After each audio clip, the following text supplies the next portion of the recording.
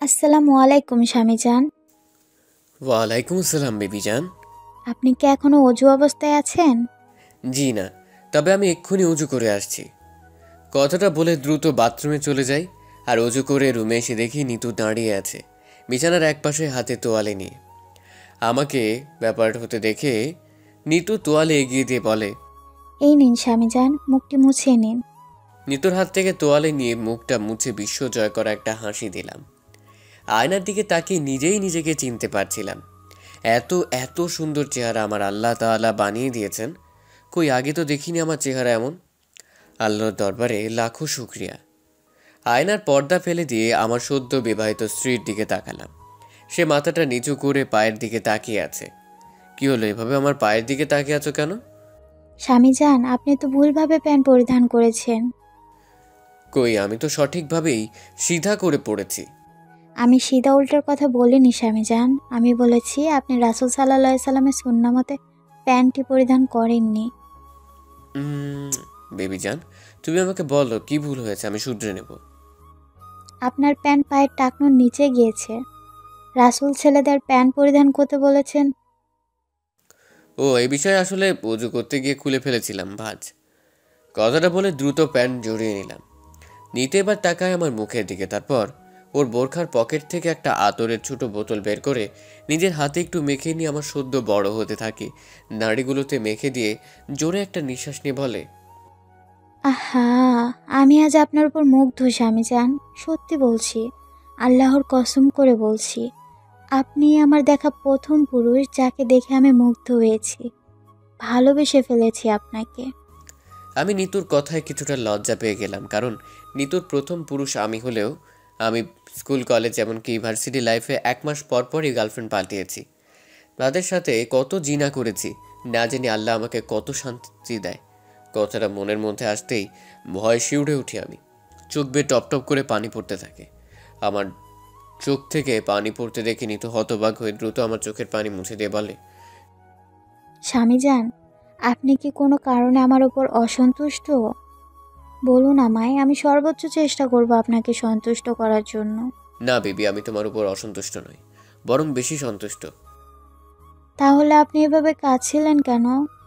আসলে আমি অগণিত মেয়ের সাথে প্রেম করেছি এবং তাদের ছেড়ে দিয়েছি।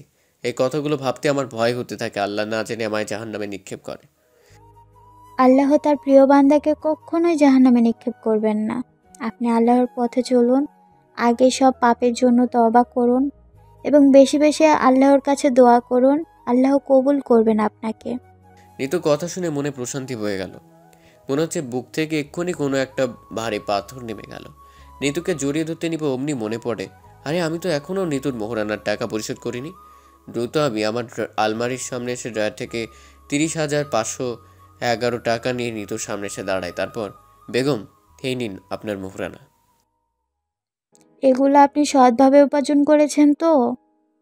যেগুলো আমি সম্পূর্ণ হালালভাবে উপার্জন করেছি। নিতু টাকাগুলো নিয়ে কিছুক্ষণ চেয়ে থাকে, তারপর টাকাগুলো আমার হাতে দিয়ে বলে, এই টাকাগুলো নিয়ে আপনি সোজা কয়েকটা এতিমখানায় যাবেন এবং আপনার সাধ্য মতো তাদেরকে একবেলা খাওয়ার ব্যবস্থা করে দেবেন। ঠিক আছে বেবিজান। আচ্ছা, অনেক তো কথা বললাম।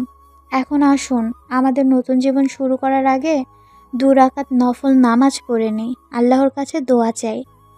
নিতুর কথায় হ্যাঁ সম্মতি জানিয়ে ওকে নিয়ে জায়নামাজে বসে পড়ি নামাজ পড়ার জন্য। নামাজ শেষ করে দীর্ঘ সময় মোনাজাত করে দুজনে বিছানায় এসে বসি। নিতু আর চোখে আমার দিকে তাকিয়ে থাকে কিছুক্ষণ, তারপর আস্তে আস্তে ওর মাথাটা আমার কাঁধের উপর রেখে বলে, আজ আমার মনে অনেক অনেক আনন্দ। কেন বেবিজান, আমাকে কি বলতে পারো? অবশ্যই। আমি 3টি কারণে খুশি। একজন দিনদার স্বামী পেয়েছি। 2, দেনমোহরের টাকা দিয়ে এতিম বাচ্চাদের খাওয়াতে পেরেছি। আর 3 হলো আল্লাহ তাআলার কাছে লাখো শুকরিয়া। তিনি আমার মনের সব ইচ্ছে পূরণ করেছেন। আলহামদুলিল্লাহ। এই যে, আমি কিন্তু এখনো কুমারী। তো তো তো মানে, আজকে আমাদের বাসর রাত। আমার অধিকার আপনি আমায় বুঝিয়ে দেবেন না? আর আপনার অধিকার তো আমাকে বুঝে নিতে হবে। মানে? বলছি, আপনার ভালোবাসা পাওয়ার অধিকার আমার আছে। আর আপনারও ভালোবাসা পাওয়ার অধিকার আছে। হ্যাঁ হ্যাঁ আছে, কিন্তু কিভাবে কি করব আমি ভেবে পাচ্ছি না। কেমন যেন লজ্জা বোধ আমাকে ধরেছে। আচ্ছা, আপনি এত বোকা কেন? আমার মুখটা এখনো যে দেখলেন না? ও, আমার তোমার এই চোখ দুটো দেখতেই বেশি ভালো লাগছে।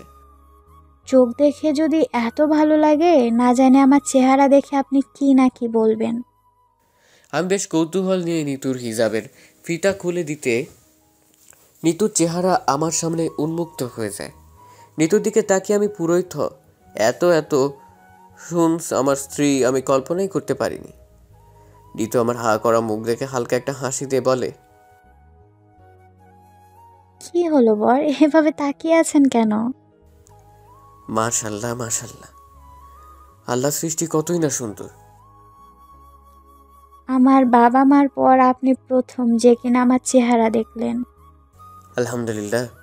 কথাটা বলে নিতুকে নিজের খুব কাছে টেনে নিয়ে এসে আলতো করে ওর কপালে ঠোঁট ছোঁয়াতেই নিতু কেঁপে ওঠে। পরের দিন সকালে নিতু বাথরুমে গিয়েছি। ও হ্যাঁ, আপনাদের পরিচয়টা দিই, আমি আকাশ, বাবা মার একমাত্র সন্তান। আর নিতু, ও হলো হাফেজা, ওর বাবা মাও হাফেজা। সেদিন থেকে আমার বাবা মা পুরো উল্টো, দুজনেই ডাক্তার। আমিও তাদের মতোই ডাক্তার হয়েছি। আর খুব ইচ্ছে ছিল দিনদার মেয়ে বিয়ে করার। বাবা মাকে বলেছিলাম, তারাও নিতুকে দেখতে নিয়ে যায় আমায়।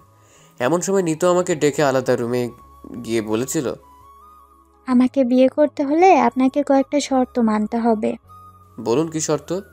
আজ থেকে আপনাকে 5 ওয়াক্ত নামাজ পড়তে হবে, পাঞ্জাবি পাগড়ি পরতে হবে, সকালের নাস্তায় বিলাসী খাবার না খেয়ে খেজুর আর দুধ খেতে হবে। আর শেভ করেছেন কেন?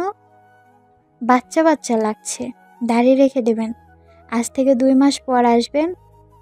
তবে হ্যাঁ, আল্লাহর কসম, সব শর্ত মানলে তবেই আসবেন। নিতুর কথাগুলো মনে ধরে আমার বাবা মাকে সব বলি, তারাও রাজি হয়। আলহামদুলিল্লাহ, সব শর্ত মেনে যেদিন নিতুর সামনে হাজির হই সেদিন নিতু অবাক হয়ে বলেছি, আপনি এসেছেন, ভেবেছিলাম আর আসবেন না। খুশি হন নাকি আপনি? আমি আমার আল্লাহর কসম করে বলছি, আমি সব সত্য মেনে তবে এসেছি। আলহামদুলিল্লাহ। আমিও আলহামদুলিল্লাহ বলেই নিচে এসে জানতে পারি আজই আমাদের বিয়ে। নিতু নিজে ওর বাবা মাকে বলেছে, আর সেই রাতেই বিয়ে করে বুকে নিয়ে চলে আসি বাসায়। ফজরে গোসল করে নামাজ পড়ার পরও নিতুর গোসল করা দেখে কিছুটা অবাক হলেও কিছু বললাম না। একটু পর নিতু এসে আমার পাশে বসে বলে, রাগ করলেন বুঝি? ও, ফজরের গোসল করার পর আবার করলে যে? আপনার জন্যই। জানেনই তো, স্বামীর কাছে সবসময় পরিষ্কারভাবে আসতে হয়, যেন আপনি ঘৃণা বোধ না করেন। একটা নিঃশ্বাস নিতেই অনুভব করলাম নিতুর শরীর থেকে মিষ্টি একটা ঘ্রাণ আসছে, যা আমায় পাগল করে তুলছে। আবারও নিতুকে আলিঙ্গন করে বলি, বেবি জান, ভালোবাসি আপনাকে। জি, আমিও আপনাকে ভালোবাসি।